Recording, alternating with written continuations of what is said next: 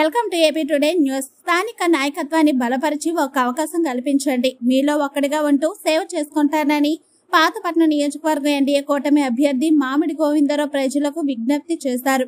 కొత్తూరు మండలంలోని సోమరాజపురం, శోభనపురం, జాతలపేట, గొల్లంగిపేట, ఆకుల తంపర కాలనీ, ఆకుల తంపర, వెంకటాపురం, గురండి, దాసరాదిపురం, కాశీపురం విస్తృతంగా ఇంటింటికి ప్రచార కార్యక్రమం నిర్వహించారు.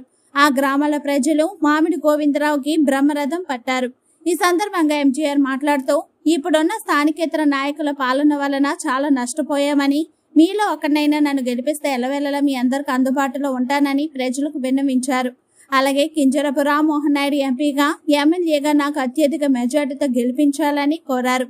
ఈ ప్రచార కార్యక్రమంలో కొత్తూరు మండలం టీడీపీ, జనసేన, బీజేపీ నాయకులు, కార్యకర్తలు తదితరులు పాల్గొన్నారు.